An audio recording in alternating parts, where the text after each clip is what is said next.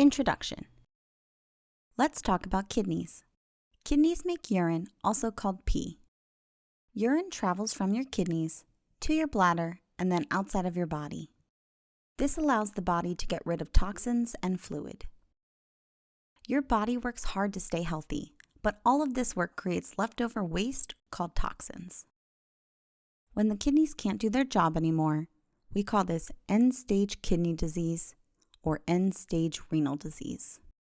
If the kidneys don't work, they cannot remove toxins from the body, and it can make your child feel sick.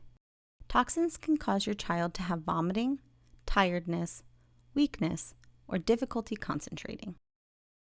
If the kidneys cannot remove water from the body, this can make your child swollen.